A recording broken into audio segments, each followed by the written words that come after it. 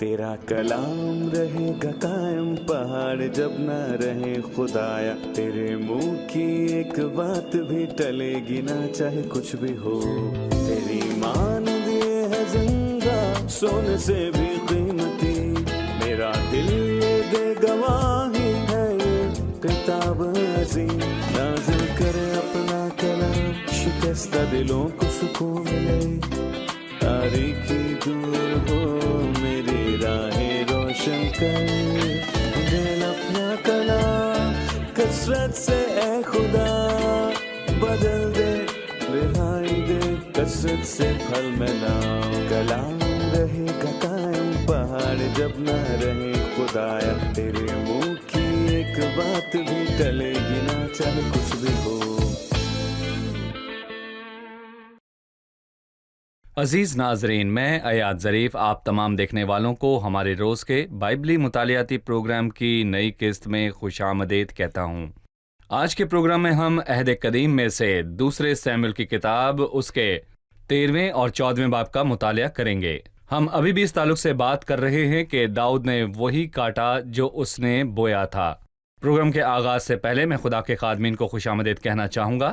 Doctor Usama خوش آمدید۔ بہت شکریہ ڈاکٹر معین خوش آمدید۔ شکریہ بھائی۔ اور اسٹوڈیو میں آئے ہمارے دیگر مہمانوں کو بھی خوش آمدید۔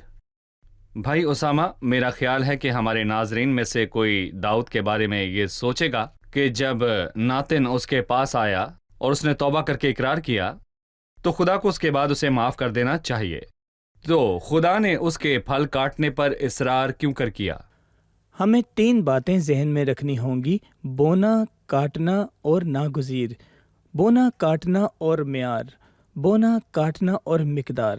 بائبل بونے، کاٹنے اور ناگزیر کے متعلق یہ نہیں کہتی کہ آدمی جو کچھ بوئے شاید وہی ہی کاٹے آدمی جو گا۔ کچھ بوتا ہے وہی اس کاٹتا میں ہے۔ شاید نہیں بلکہ لکھا ہے کیونکہ آدمی جو کچھ بوتا ہے وہی کاٹے گا۔ یہ ایک ناگزیر اصول ہے، پر بونے، کاٹنے اور معیار کے متعلق لکھا ہے۔ ہو سکتا ہے کہ کوئی اس اصول کے قریب جانے سے اور اسے ناپسند کرے، پر بائبل میں لکھا ہے کہ جو کوئی اپنے جسم کے لیے بوتا ہے وہ جسم سے ہلاکت کی فصل کاٹے گا، اور جو روح کے لیے بوتا ہے وہ روح سے ہمیشہ کی زندگی کی فصل کاٹے گا۔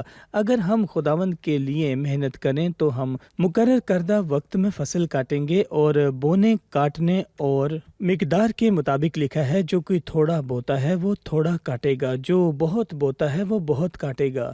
یہ خدا کے مستقیم اصول میں سے ہے۔ یہ سچ ہے کہ یہ گناہ کی مزدوری نہیں بلکہ گناہ کے تابع ہو جانا ہے، اور ہمیں معلوم ہونا چاہیے کہ ہر گناہ کی سزا ہے، کیونکہ گناہ حد سے زیادہ مکروہ ہے۔ تو اگر میں محض کانٹے بوؤں گا تو میں صرف کانٹے کاٹوں گا۔ یہ خداوند کے الفاظ ہیں۔ کیا جھاڑیوں سے انگور یا اونٹ کٹاروں سے انجیر توڑتے ہیں؟ اگر داؤد نے جھاڑیاں یا اونٹ کٹارے اگائیں تو اس سے انگور یا انجیر نہیں آ سکتے۔ اس نے زناکاری کا بیج بویا، اس کے گھر میں زنا ہوا۔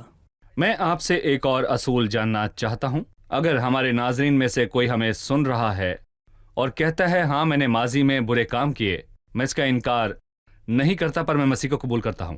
ماضی میں جب میں خدا سے دور تھا تو میں نے سب لا علمی میں کیا۔ کیا میں بھی اپنی زندگی میں اس کا پھل کاٹوں گا؟ میں نے قتل کیا اور زنا کیا اور چوری کی اور ماضی میں یہ سب کچھ کیا۔ کیا یہ لازمی ہے کہ میرے ایمان لانے کے بعد میرا سب کچھ میرے ساتھ پیش آئے گا؟ پالوس نے کہا کہ جب وہ غیر ایماندار تھا تو لا علمی میں سب کچھ کیا، پر ہمیں خداوند کے بھرپور فضل اور اس کے رحم کو دیکھنا چاہیے۔ در حقیقت ہم آخری ابواب میں پڑھیں گے کہ داؤد نے اس کے بعد غلط کام کیا۔ 3 دن مملکیت میں مری ہونا تھی، پر وبا کے ایک پورے دن بعد اور یبوسی ارونا کے خلیان پر اور کلوری کے پہاڑ پر خداوند نے جو کام ہمارے لیے کیا، ہم اس پر حیران ہوئے۔ کٹائی مکمل نہیں ہوئی پر وہ ختم ہو گئی۔ اگر میں بری فصل کاٹنے سے ڈرتا ہوں تو میں اپنی روح خداوند کو دیتا ہوں اور اس سے کہتا ہوں کہ جو تجھے بھلا معلوم ہو تو اس کے ساتھ کر۔ مثال کے طور پر ہم نے داؤد کو بری فصل کاٹتے دیکھا اور اس کے خلاف سازش اور بھاگنے کو دیکھا۔ ان خوبصورت ابواب اور آیات میں لکھا ہے، 15 باب کی 25ویں آیت میں یوں مرقوم ہے، تب بادشاہ نے صدوق سے کہا جو اس وقت سردار کاہن تھا کہ خدا کا صندوق شہر کو واپس لے جا، پس اگر خداوند کے کرم کی نظر مجھ پر ہوگی تو وہ مجھے پھر لے آئے گا اور اسے اور اپنے مسکن کو مجھے پھر دکھائے گا، پر اگر وہ یوں فرمائے کہ میں تجھ سے خوش نہیں تو دیکھ میں حاضر ہوں، جو کچھ اس کو بھلا معلوم ہو میرے ساتھ کرے۔ سو جو کوئی برا بیج بوئے گا اور اس کی کٹائی کا انتظار کرتا ہے تو اسے داؤد کی طرح برتاؤ کرنا چاہیے اور خود کو خدا اور اس کے رحم کے سپرد کر دینا چاہیے، اور اس سے کہے کہ جو تجھے بھلا معلوم ہو تو میرے ساتھ کر۔ اور میں آپ کی حوصلہ افزائی کرتا ہوں، آپ خدا کا رحم دیکھیں تو گے۔ عام طور پر خدا اس کے پاس آنے والے گناہ گار کے گناہ کی سزا کو وہ ختم کر دیتا ہے، جی بالکل، لیکن فصل کاٹنے کا تعلق ابدی سزا سے نہیں بلکہ ابھی ہمارے وقت سے ہے۔ بالکل، شاید منشیات یا سگریٹ یا شراب ہوتی ہے تو اپنے جسم سے اس کی فصل کاٹے گا، پر اس کے گناہ کی ابدی سزا کروس پر مسیح کے کام کی بدولت ختم ہو گئی۔ ختم ہو گئی۔ بھائی موئن، اس نے جو فصل کاٹنا شروع کی وہ امنون اور تمر کی کہانی ہے، آپ خدا کے نظریے سے اسے کیسے دیکھتے ہیں؟ جیسا کہ ہم نے سنا، کٹائی کا معیار بوتے ہوئے اس نے قتل اور زنا کو بویا، اور 13ویں باب میں قتل اور زنا ہوا، اور تمر اور امنون بھائی بہن ہیں، پر جو داؤد ہے اس کی ماں مختلف ہے۔ اور میں کہوں گا کہ در حقیقت امنون، ہم اپنے نوجوانوں کو یہ کہانی بتاتے ہیں کہ بائبل بتاتی ہے کہ امنون تمر پر عاشق تھا، اس حد تک کہ وہ اس کے عشق میں بیمار پڑ گیا۔ یہ محبت نہیں، ہوس کا متبادل تھا، اور اس کا ثبوت 15ویں آیت میں ملتا ہے۔ جب اس نے وہ حاصل کر لیا جو اسے چاہیے تھا تو پھر امنون کو اس سے سخت نفرت ہوئی، اور یہ نفرت اس کے جذبہ عشق سے بڑھ کر تھی۔ مطلب اس کا عشق تب تک تھا جب تک اسے اس سے مطلب تھا۔ اور داؤد نے کٹائی کے طور پر اپنے خاندان میں یہی چیز بوتے ہوئے دیکھی، اور داؤد کے فیصلے میں دوسری بھیڑ یہ تھی کہ امنون مارا گیا، اور پھر ابیسلوم کی باری تھی۔ مطلب کہ میں کہوں گا کہ امنون کے بعد یہاں ابیسلوم کی باری تھی۔ پھر پہلے سلاطین میں ادونیا مارا گیا۔ سو یہ اصول داؤد پر لاگو ہوا، مگر ہمیں اس کے دوسرے پہلو کو نہیں بھولنا کہ خدا نے داؤد پر رحم کیا۔ میں چاہتا ہوں کہ اس واقعے کے بارے میں بتائیے، جیسا آپ نے کہا کہ تمر نے اس سے بھیک مانگی۔ تمر نے اس سے بھیک مانگی اور کہا، نہیں میرے بھائی، میرے ساتھ جبر نہ کر، کیونکہ اسرائیلیوں میں کوئی ایسا کام نہیں ہونا چاہیے، تو ایسی حماقت نہ کر، اور بھلا میں اپنی رسوائی کہاں لیے پھروں گی، اور تو بھی اسرائیلیوں میں احمقوں میں سے ایک کی مانند ٹھہرے گا۔ گناہ کے نتیجے کا اثر دونوں اطراف ہوتا ہے جو یہ گناہ کرتے ہیں۔ ہم سب کو اور نوجوانوں کو اس سے تنبیہ حاصل کرنی چاہیے۔ دیکھیں، یہ نہایت ضروری ہے کہ ہم اس سے سبق سیکھیں اور اس سے تنبیہ حاصل کریں۔ جس طرح آج ہم کہتے ہیں جس پر جبر کیا گیا، امنون نے جس پر جبر کیا اس نے شرمندگی میں زندگی گزاری، اور یہ بھی کہا جاتا ہے کہ اس نے زندگی بھر شادی نہیں کی۔ اور امنون نے جو فصل کاٹی وہ یہ کہ وہ مارا گیا، اور 2 سال بعد تمر کے بھائی ابیسلوم نے اس کا بدلہ لیا۔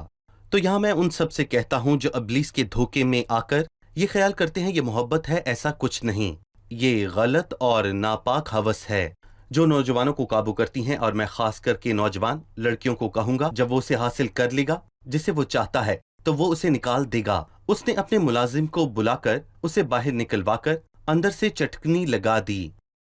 اس کے نتیجے میں یہ خبر داؤد تک پہنچی، اور جب داؤد بادشاہ نے یہ سب باتیں سنی تو نہایت غصہ ہوا۔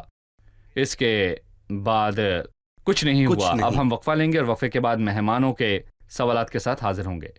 ناظرین، ایک وقفے کے بعد دوبارہ حاضر ہوں گے، تو حاضر ہوتے ہیں ایک وقفے کے بعد۔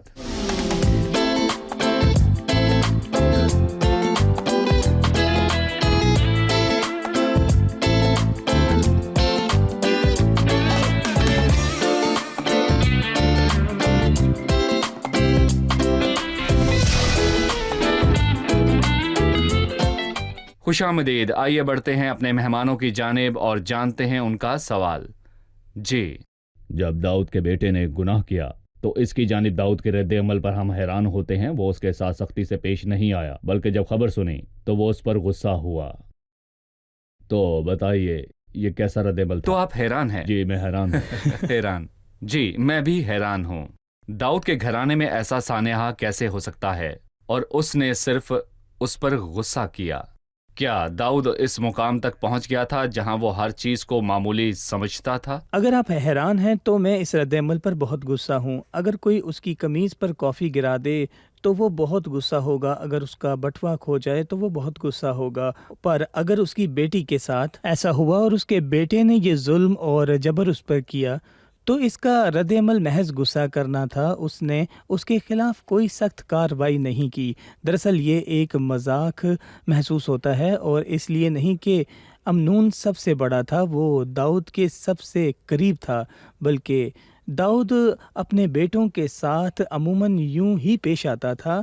हम देखते हैं कि बाइबल दुनिया के बारे में क्या बयान करती है। वो दाऊद के बेटों में से एक था और उसका भी कत्ल हुआ था और वो उसका हकदार था।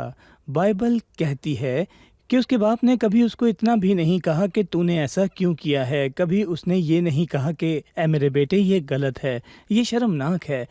अक्सर वालिदैन समझते हैं कि बच्चों के लाड उठाना मोहब्बत है, पर मोहब्बत कभी लाड उठाने का मतलब नहीं, क्योंकि बाइबल हमें सिखाती है अगर तू उसे छड़ी से मारेगा तो वो मर ना जाएगा। पर मैं आपको कहता हूँ कि अमली हकीकत के मद्देनज़र मैं ये कह सकता हूँ कि अगर तू उसे छड़ी से मारेगा तो वो मर ना जाएगा, बल्कि अगर तू उसे छड़ी से ना मारेगा तो वो मर जाएगा। और यकीनन उन बच्चों की छड़ी ना मारी गई और वो मर गए। मैं ये कहना चाहता हूँ कि खुदा के लोगों के दरमियान 3 किरदार बहुत अहम हैं, काहिन, नबी और बादशाह। पर अफसोस हमने देखा कि एली काहिन ने अपने बच्चों को कैसे तरबियत की और वो एक बड़ी मिसाल था, और सैमुअल नबी ने अपने बच्चों की परवरिश कैसे की और वो एक बड़ी मिसाल था, और बादशाह ने अपने बच्चों की परवरिश कैसे की। दाऊद एक बड़ी मिसाल था। किसी ने भी अपने बाप दादा की गलतियों से नहीं सीखा। खुदावन हमें फजल बख्शे कि हम अपने बाप दादा की कोताहियों से सीख सकें। हमें सिर्फ उनकी तारीख को नहीं पढ़ना, बिल्कुल, बल्कि हमें उनके बाद उनके घरानों की तारीख अगर भी उसे पढ़नी मालूम चाहिए। होता कि सैमुअल बल्कि और ध्यान एली के रखता। साथ क्या हुआ तो वो ये ना करता। सही। भाई मोइन 23वीं आयत से वाकयात जोर पकड़ते हैं और अभी सलूम अमनून को मारने का मंसूबा बनाना शुरू करता है, और उसने ऐसा किया भी, और अपने खानदान और रिश्तेदारों के पास अपने नाना की जमीन को भाग गया। वो कत्ल की वजह से भागा।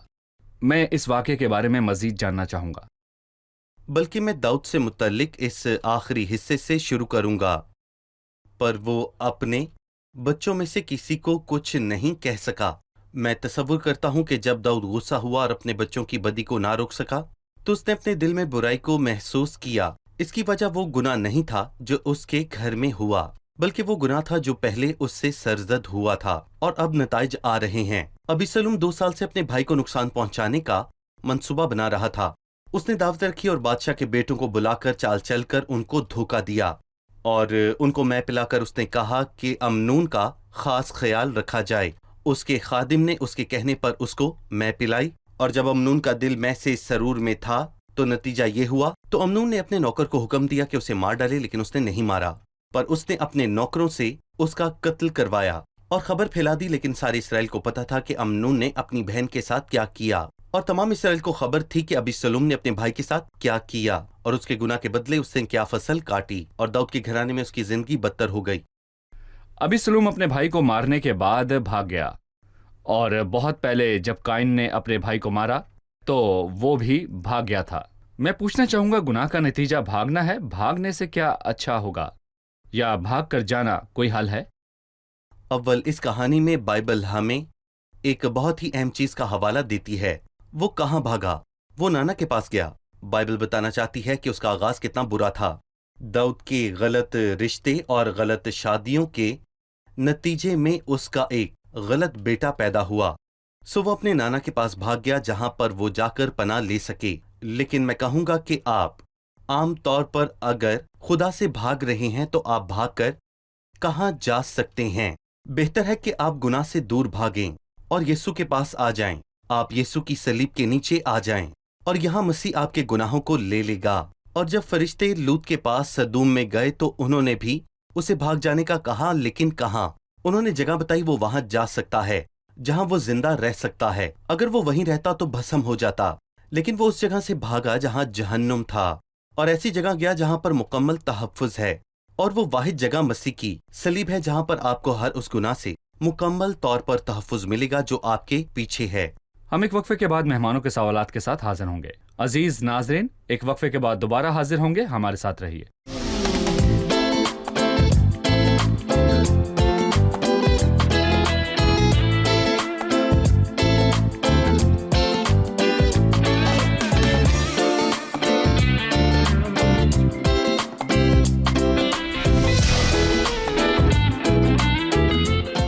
خوش آمدید۔ آئیے بڑھتے ہیں اپنے مہمانوں کی جانب اور جانتے ہیں ان کا سوال۔ جی، کس کا سوال ہے؟ جی، دوسرے سیموئیل کے 14ویں باب کی 27ویں آیت میں ذکر کیا گیا ہے کہ ابی سلوم سے 3 بیٹے پیدا ہوئے اور ایک بیٹی جس کا نام تمر تھا، پر دوسرے سیموئیل 18ویں باب کی 18ویں آیت میں لکھا ہے کیونکہ اس نے کہا میرے کوئی بیٹا نہیں جس سے میرے نام کی یادگار رہے۔ اس تضاد کے بارے میں کیا کہیں گے؟ بھائی معین، کیا اس کے واقعی کوئی بیٹے نہیں تھے؟ دیکھیں، پہلی آیت یہ بیان کرتی ہے کہ اس کے بچے تھے اور ایسا ہی تھا، اور یہ ہمیں 14ویں باب میں ملتا ہے، اور جب ہم 18ویں باب میں واقعات کو دیکھتے ہیں تو اس کے 3 بیٹے مر چکے تھے اور اس کے بچوں میں سے تمر کے سوا کوئی نہ رہا، اور ہم دیکھتے ہیں کہ ان کے نام نہیں دیے گئے۔ اس نے اپنی بیٹی کا نام اپنی بہن پر رکھا جس کے ساتھ یہ سب ہوا۔ بیٹیاں باپ کا نام نہیں بڑھا سکتی، یہ بیٹے کر سکتے ہیں، اور اس لیے اس نے ایک یادگاری بنائی تاکہ اس کا نام امر ہو جائے، یا پھر اسرائیل میں اس کا رابطہ رہے، سو اس کے بیٹے تھے۔ لیکن جب ہم 18ویں باب پر پہنچتے ہیں تو وہ سب مر چکے تھے۔ بھائی اسامہ، 14ویں باب میں زوریا کے بیٹے یوآب نے ابی سلوم کو واپس لانے کے لیے داؤد کے دل کو نرم کرنا چاہا، جی، سو اس نے اسے ایک کہانی سنائی۔ اس کہانی میں کیا ہوا اور اس کے کیا معنی تھے؟ یوآب نے ایک دانشمند عورت بلوائی اور 2 بیٹوں کی کہانی بنائی، بیوہ کے 2 بیٹے، جس میں سے ایک نے دوسرے کو مار دیا، اور اس بیٹے کا کنبہ اس کی جان کے بدلے اس قاتل کو مار دینا چاہتے تھے۔ تو وہ عورت کہتی ہے کہ یوں تو میں اپنے دونوں بیٹوں کو کھو دوں گی، وہ میرے انگارے کو جو باقی رہا بجھا دیں گے، اور میرے شوہر کا نہ تو نام نہ بقیہ روی زمین پر چھوڑ دیں گے۔ سو داؤد نے اسے یقین دہانی کرائی اور کہا کہ وہ اس کی بابت حکم دے گا۔ پھر اس نے عورت سے گفتگو کو بدل کر اس بنی سلوم کے مطابق بات کی کہ امنون مر چکا ہے، اور اگر داؤد ایسے بیٹے کو معاف کر رہا ہے جسے وہ نہیں جانتا تھا، وہ ابی سلوم کو معاف کیوں نہیں کرتا؟ اور ہمیشہ کی طرح داؤد کا دل اپنے بچوں کے لیے نرم ہوا کیونکہ وہ ان کے سامنے بہت کمزور تھا۔ تب بادشاہ نے یوآب سے کہا، دیکھ میں نے یہ بات مان لی، سو تو جا اور اس جوان بنی سلوم کو پھر لے آ۔ اس نے اس بات کو یقینی نہیں بنایا کہ کیا ابی سلوم نے توبہ کی یا ابی سلوم اپنی غلطی پر پچھتایا یا ابی سلوم کا واپس آنا اچھا ہے کہ نہیں۔ اس نے کسی بات کا پتہ نہ کیا۔ جب ابی سلوم واپس آیا تو بہت برا ہوا کیونکہ اسے اپنے گناہ پر کوئی پچھتاوا نہیں تھا، اور اس نے داؤد بادشاہ کو تخت پر سے ہٹانے کی سازش شروع کر دی۔ فصل کی کٹائی بری تھی اور ہم داؤد میں روحانی حساسیت نہیں دیکھتے۔ کیا خدا واقعی چاہتا تھا کہ وہ بنی سلوم کو واپس لائے یا نہیں؟ اور اگر اس نے اسے واپس لانا تھا، وہ ابھی تھا یا کب تھا؟ اور اگر اس نے اس کے ساتھ بیٹھنا تھا تو اسے کیا کہنا تھا؟ وہ اسے واپس لے آیا پر اس کے ساتھ نہ بیٹھا، اس نے 2 سال کے لیے چھوڑ دیا۔ ابی سلوم کے دل میں اپنے باپ کے لیے بہت برے خیال آئے۔ وہ داؤد بادشاہ کو تخت سے ہٹانے کے لیے کام کرنے لگا۔ در حقیقت دھوکے کا نتیجہ دھوکا ہے۔ داؤد نے ایک دن اوریا کو دھوکا دینے کا سوچا، اور اس دھوکے کے نتیجہ میں اوریا مر گیا، اور اس دھوکے کے نتیجہ میں داؤد موت کے بہت قریب ہو گیا۔ یہ نئی بات نہیں کہ ہم نے یعقوب کو اپنے باپ کو دھوکا دیتے ہوئے دیکھا اور اس کے بچوں نے اسے دھوکا دیا۔ یعقوب نے عیساؤ کے کپڑوں سے اپنے باپ کو دھوکا دیا، اس کے بیٹوں نے یوسف کے کپڑوں سے اسے دھوکا دے دیا۔ سو اسے دھوکا ہوا کیونکہ اس نے جو کچھ بویا وہی کاٹا۔ صحیح۔ بھائی معین، میں چاہتا ہوں کہ آپ 14ویں باب کی 14ویں آیت پر اپنی رائے پیش کریں، کیونکہ ہم سب کو مرنا ہے اور ہم زمین پر گرے ہوئے پانی کی طرح جمع ہوتے ہیں جو پھر جمع نہیں ہو سکتا، اور خدا کسی کی جان نہیں لیتا بلکہ ایسے وسائل نکالتا ہے کہ جلا وطن اس کے ہاں سے نکالا ہوا نہ رہے۔ ہمیں ان خوبصورت الفاظ کے متعلق بتائیے، ہم ان سے کیا سیکھ سکتے ہیں؟ ہم ان سے اہم سبق حاصل کرتے ہیں، اور دراصل تمام سامعین کو इससे सीखना चाहिए। शुरू में वो एक हकीकत को बयान करती है, क्योंकि हम सबको मरना है, जैसे वो कहती है कि जिंदगी का आखिर है। और मैं कहूँगा कि हम सबको इस चीज़ का एहसास होना चाहिए। तो अगर मौत नागुज़ीर है तो उसे क्या करना चाहिए? उसे सीखना चाहिए। मगर दूसरी तरफ अगली आयत में हम देखते हैं कि खुदा का फजल है कि वो इंसान के साथ साबिर है, और खुदा किसी की जान नहीं लेता बल्कि ऐसे वसाइल निकालता है, और वो किसी की जान लेने में जल्दी नहीं करता, क्योंकि खुदा को शरीर को मारने में कोई खुशी नहीं, बल्कि वो उसका ख्याल करके उसे मौका देने का सोचता है ताकि वो सच्ची तौबा करे, खुदा के पास लौट आए, वरना वो अपनी नाफरमानी और ढटाई की फसल काटेगा। ये अल्फाज क्योंकि हम सबको मरना है याद दिलाते हैं कि बाइबल कहती है कि जिस तरह आदमियों के लिए एक बार मरना और उसके बाद अदालत का होना मुकर्रर है, तो अगर मौत है, मौत उसका आखिर नहीं है। वो ज़मीन पर इंसानी ज़िंदगी का फितरती इख्तिताम है, पर क्या मौत सब चीज़ों का इख्तिताम है? सच तो ये है कि गुनाहगार के लिए मौत के बाद ज़िंदगी बहुत खौफनाक है, और मसीह का हमारे लिए सलीब पर मरना इसमें तब्दीली लाता है। ये ना सिर्फ ज़िंदगी के नज़रिए में बल्कि मौत के नज़रिए में भी तब्दीली का बाइस है। इसलिए पौलुस कहता है कि क्योंकि जिंदा रहना मेरे लिए मसीह है, और मरना ना तो दहशत है ना ही एक हौलनाक इख्तिताम, बल्कि मरना नफ़ा है। तो मेरे सामीन से और आपसे ये सवाल है, तो क्या आपके लिए मौत दहशत है या नफ़ा? मेरे लिए वो नफ़ा है, और नाज़रीन के लिए मेरी ख्वाहिश है कि हर एक अपने इस नागुज़ीर इख्तिताम के मुतल्लिक सोचें। शुक्रिया। अब वक्त है कि हम जाने के मेहमानों ने आज क्या सीखा। मेरा सवाल है, जब दाऊद ने अपने गुनाह पर पछताकर इसका इकरार कर लिया, तो खुदा ने उस गुनाह का नतीजा उसे क्यों कर काटने दिया? पहले हमें इस बात को वाज़ेह करना है कि कटाई गुनाह की मजदूरी नहीं, बल्कि गुनाह के नताइज थे। और यहाँ पर हम बोने और काटने के असूल पर गौर करते हैं। हमारे पास बोने, काटने और नागुज़ीरियत के असूल हैं। बाइबल ये नहीं कहती कि आदमी जो कुछ बोता है शायद उसे काटेगा। इसके बजाय लिखा है कि वही काटेगा। और बोने और काटने और म्यार के असूल को देखा। मैं क्या बोता हूँ? जो रूह के लिए बोता है वो रूह से हमेशा की जिंदगी की फसल काटेगा। आखिरी नुक्ता, बोने, काटने और मिकदार का असूल। मैं एक बीज बोता हूँ पर एक बड़ा दरख्त काटता हूँ। जो बोएंगे वही काटेंगे, पर गुनाह की सजा हटा दी गई। सही। हम जानते हैं कि दूसरे सैमुएल 14वें बाब की 27वीं आयत में लिखा है कि अबीसलूम के 3 बेटे थे और एक बेटी जिसका नाम तिमर था। लेकिन दूसरे सैमुएल 18:18 में लिखा है कि उसके कोई बच्चे नहीं थे। हम इन दोनों को कैसे समझते हैं? बेशक 14वें बाब में अबीसलूम के 3 बेटे और एक बेटी थी जिसका नाम तिमर था, लेकिन जब हम 18वें बाब पर पहुंचते हैं उसके 3 बेटे मर चुके थे, सिर्फ उसकी बेटी बच गई जिसका नाम तिमर था। इसलिए बाइबल में लिखा है कि उसके कोई बेटे नहीं जिससे उसके नाम की यादगार हो। तिमर थी पर वो उसके नाम की यादगार नहीं रख सकती थी। सही। आप सबका बहुत शुक्रिया। खुदावंद आप सबको बहुत बरकत दे। अगले प्रोग्राम में आपसे फिर मुलाकात होगी। नाज़रीन, मैं इसका इख्तिताम इस बात से करूंगा जो इस दानिशमंद औरत ने कही, क्योंकि हम सबको मरना है और हम जमीन पर गिरे हुए पानी की तरह हो जाते हैं। मौत के बाद अदालत सबकी मुंतजिर है और जमीन पर इंसान की जिंदगी का नतीजा मौत है। गुनाह का नतीजा मौत है। लेकिन खुदा ने कुछ और देखा और निजात का एक और दरवाजा खोला। हम पढ़ते हैं कि बल्कि ऐसे वसाइल निकालता है कि जिला वतन उसके हाथ से निकाला हुआ ना रहे। खुदा ने निजात का जरिया तैयार करना शुरू किया, और इसके मानी खुदाउन यसु मसीह की सलीब से हैं।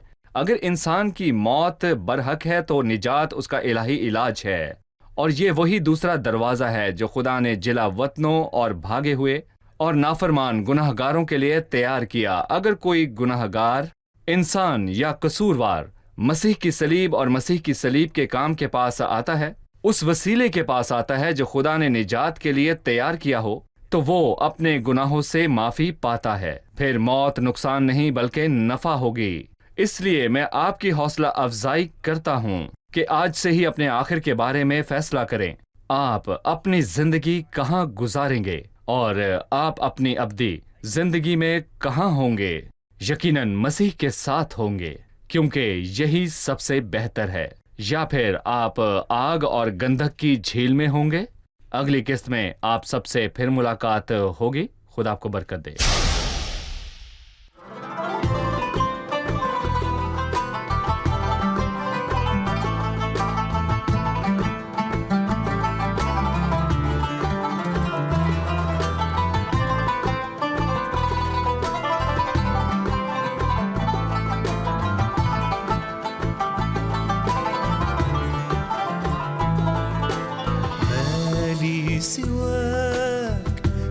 سيدي حياتي رضاك يا سيدي ما لي سواك يا سيدي حياتي رضاك يا سيدي أنت متكلي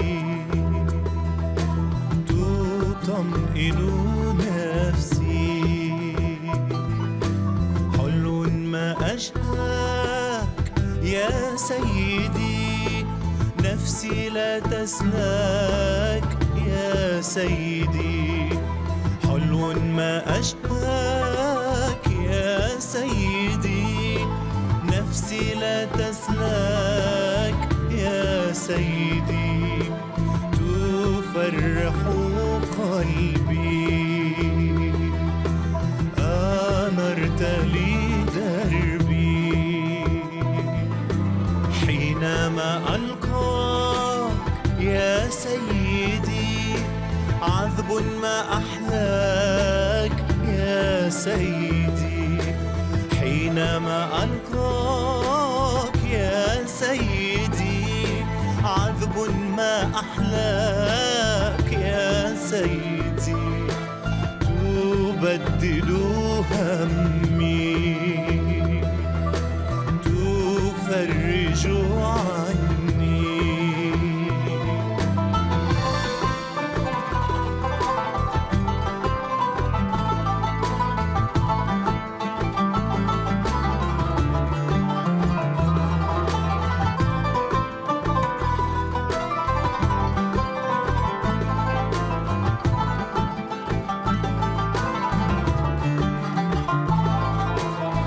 وسط الأشواك يا سيدي عيناي تراك يا سيدي في وسط الأشواك يا سيدي عيناي تراك يا سيدي تضمد جرحي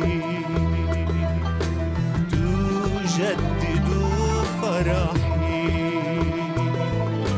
نفسي في حماك يا سيدي عيني لعلاك يا سيدي نفسي في حماك يا سيدي عيني لعلاك يا سيدي قوتي حبك صخرتي وعدك